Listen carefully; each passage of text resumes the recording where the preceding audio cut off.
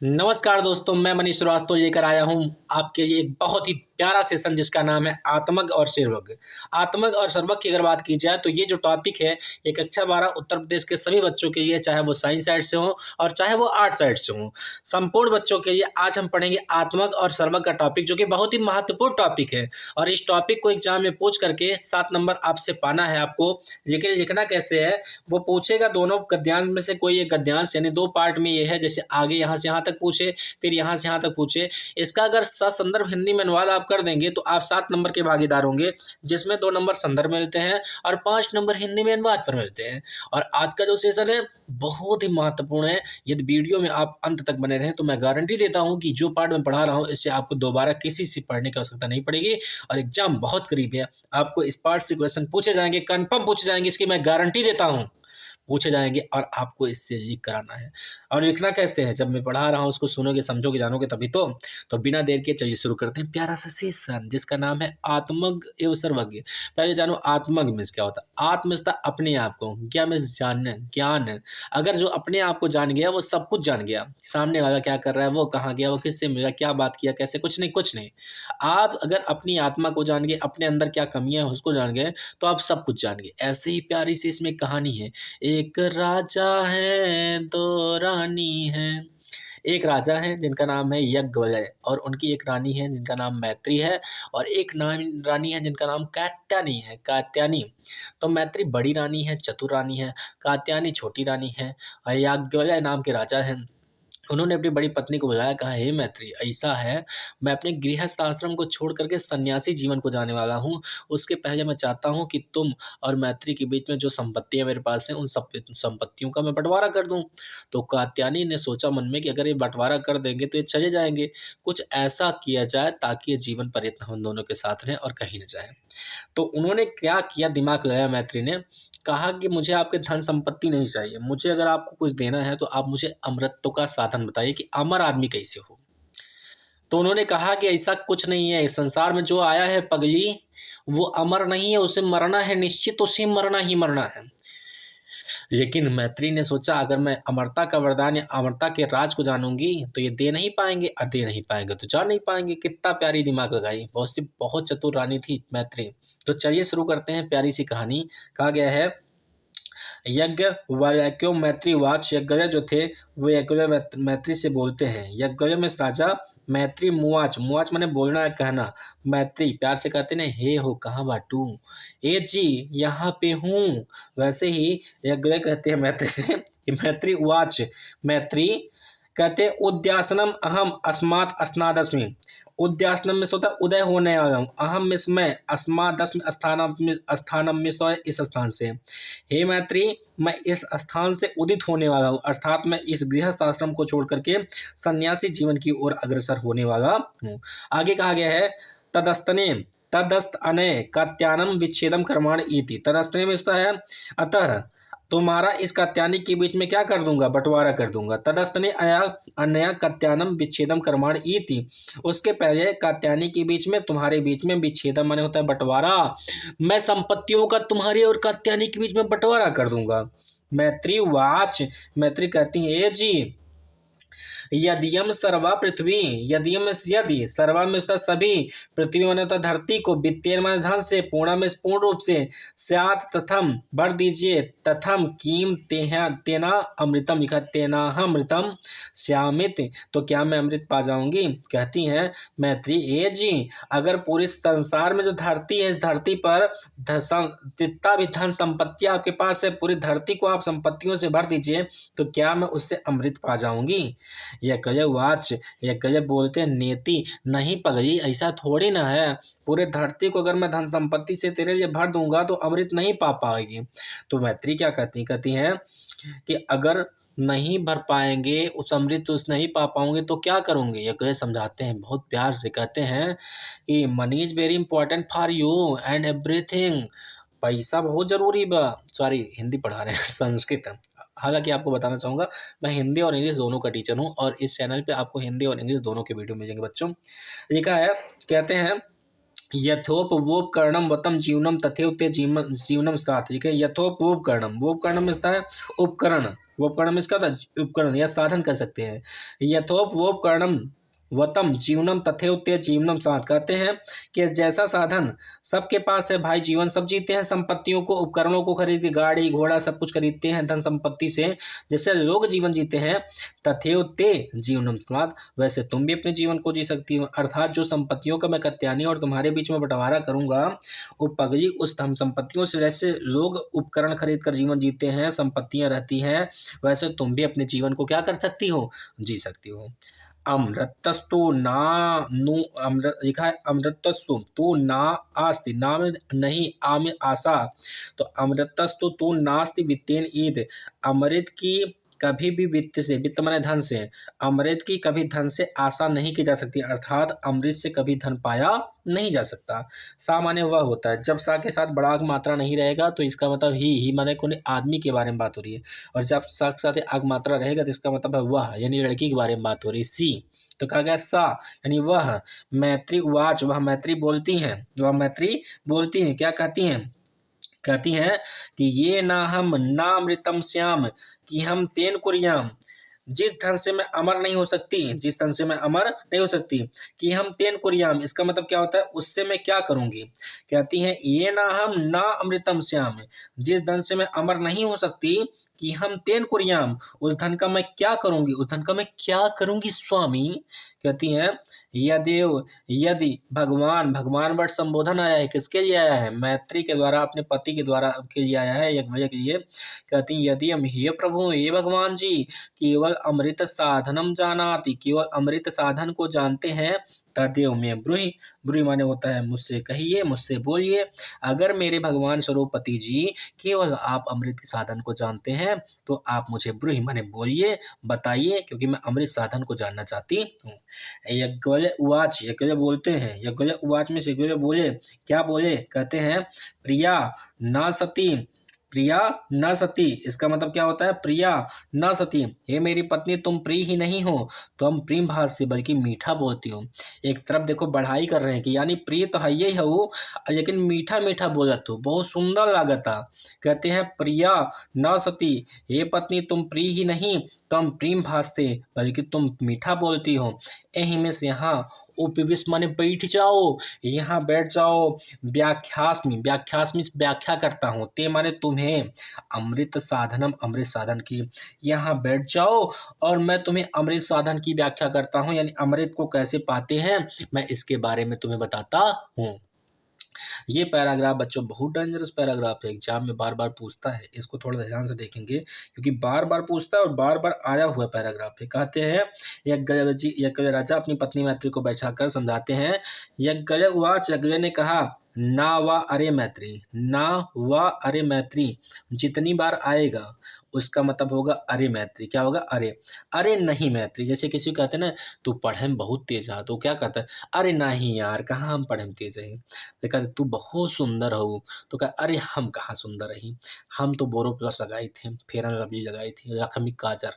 तो वैसे ही कहा गया है कि यज्ञ ने कहा ना वा अरे मैत्री, अरे नहीं मैत्री, जितना बार आएगा ना वा अरे मैत्री, इसका मतलब क्या होगा, अरे नहीं मैत्री।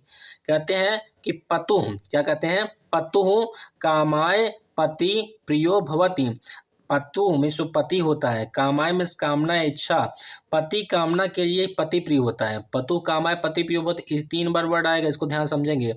पतु कामाय पति प्रियो भवति, इसका अर्थ क्या होगा, पति की इच्छा पूर्ति के लिए पति प्रिय नहीं होता, पति की इच्छा की पूर्ति के लिए पति प्रिय नहीं होता। यानी एक पत्नी इसलिए अपने पति को नहीं प्यार करती कि मेरा पति है, बल्कि काहे एक पत्नी अपने पति को प्यार करती है, आत्मनास्तु वै कामाय पति प्रियो भवति, आत्मा की जो कामना है, आत्मा की जो इच्छा है वो पति से पूरी होगी, इसलिए एक पत्नी अपने पति को प्यार करती है। फिर से समझो कि पतुः कामाय पति प्रियो भवति, इसका तात्पर्य क्या होगा कि पति की इच्छा के लिए पति प्रिय नहीं होता है, बल्कि आत्मास्त वै कामाय पति प्रियो भवति, आत्मा की इच्छा जो है वो पति से पूरी होगी, इसलिए हर पत्नी अपने पति को क्या करती है, प्यार करती है।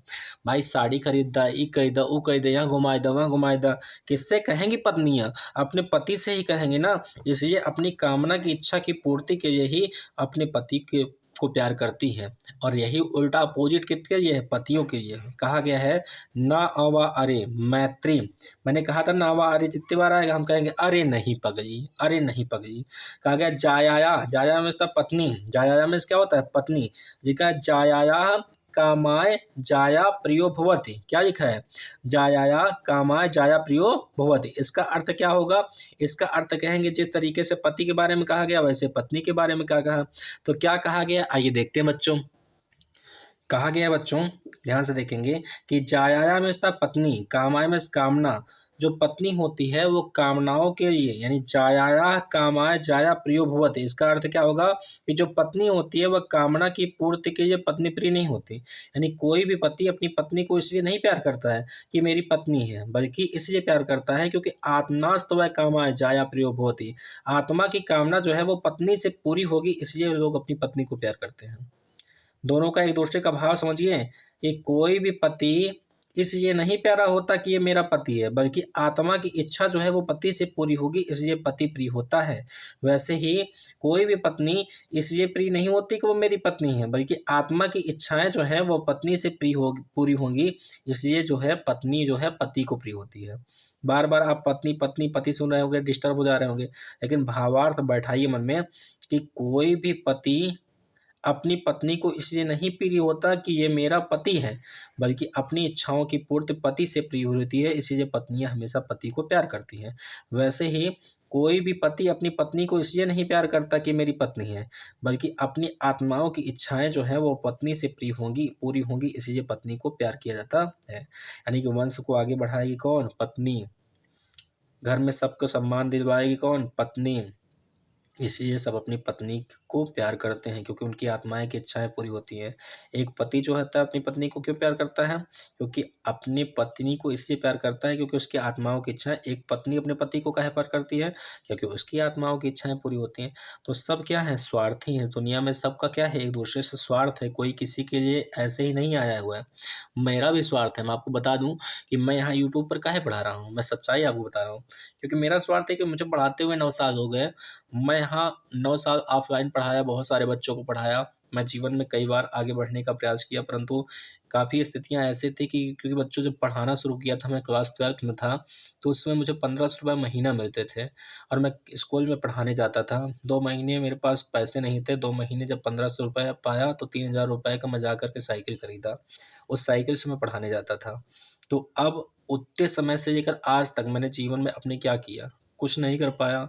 कोई भी ज़्यादा विकास नहीं कर पाया। कारण क्या है? कारण ये है कि असफलताएँ मेरे अवरोध करती रही, पैरों को रोकती रही।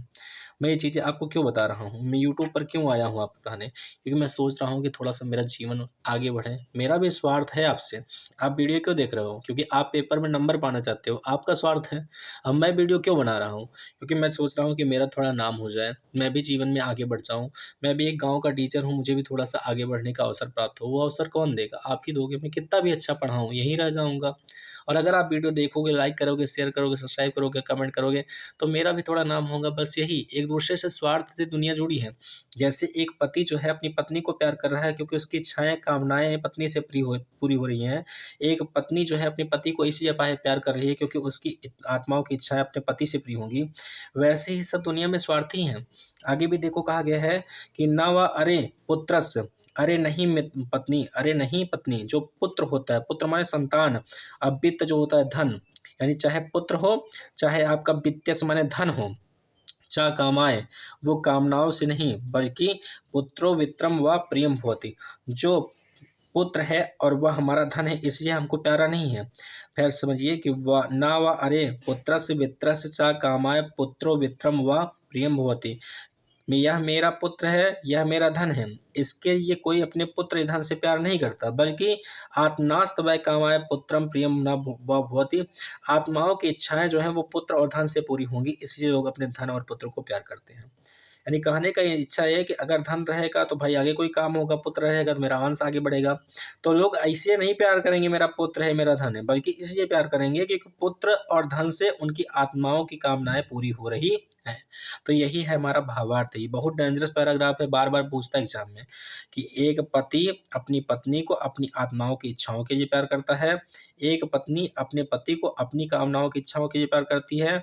कोई भी व्यक्ति अपने पुत्र और अपने धन को इसलिए प्यार नहीं करता कि वह उसका पुत्र और धन है, बल्कि इसलिए प्यार करता है कि इस पुत्र और धन से मेरे आत्माओं की इच्छाएं पूरी होंगी। आशा करता हूँ समझ में आया होगा। आगे कहा गया है कि न व अरे सर्वस्य कामाय सर्वम प्रियम भवति। सभी की कामना के लिए सभी को सभी चीजें प्रिय नहीं होती, बल्कि आत्मास्त वै कामाय सर्वम प्रियम भवति। आत्माओं की इच्छाओं के लिए सभी चीजें सबको प्रिय होती है। सभी चीज को कूड़ा कबाड़ा उठाकर अपने कमरे में थोड़ी रख दोगे, उन्हीं चीजों को अपने घर में रखोगे जिन चीजों से आपकी कामनाएं हैं, जिन चीजों से आपसे काम हो रहा है। जो किताबें, बहुत सारी किताबें सजा के रख लो, पढ़ना एक का नहीं है, और जो पढ़ना है वही रखोगे कि बहुत सारी रखोगे? तो वही रखोगे जो पढ़ना है ना।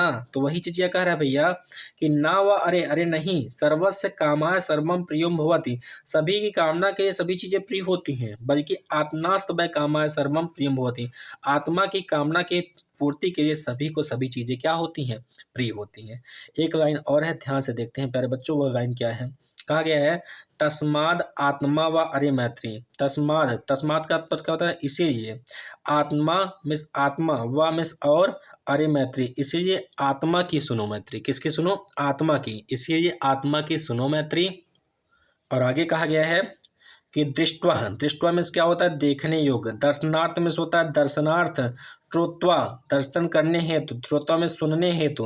और एक है मनत्वा, मनन हेतु। और आगे लिखा है निषादत्व। निषादत्व मीन्स क्या होता है? और ध्यान करने हेतु।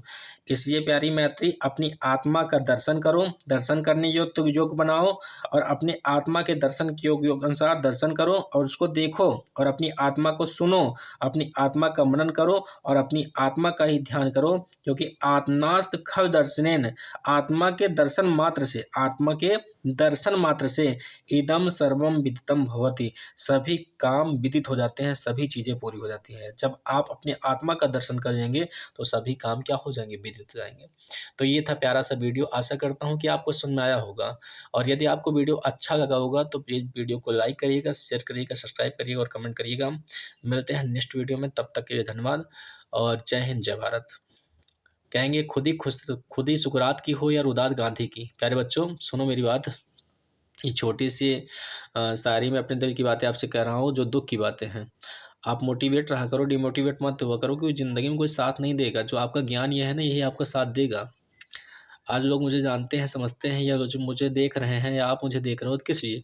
भाई मुझे ज्ञान है, मैं पढ़ा रहा हूँ, इसीलिए देख रहा हूँ ना। तो जीवन में ज्ञान को पाओ, क्योंकि विद्या धनम सर्व धनम प्रधानम। विद्या एक ऐसा धन है जो सभी धनों में प्रधान है। छोटी सी बात कहूँगा कि क्या कहूँ, पर कह दे रहा हूँ कि खुद ही सुकरात की हो या रुदात गांधी की, खुद ही सुकरात की हो या रुदात गांधी की, सदाकत के हर मोड़ पर जिंदगी हार जाती है। और फटे कपड़े पहनकर गुजरे कोई तो समझ लेना, यही पगडंडी मेरे गांव जाती है, यही पगडंडी मेरे गांव जाती है। एक छोटे से परिवार से और एक छोटे से गांव से हूँ। आपका थोड़ा सहारा मिल जाए तो मैं भी जीवन में आगे बढ़ जाऊँगा। और बस इतना ही कहूँगा, ज़्यादा कुछ नहीं। Thank you so much. जय हिंद जय भारत।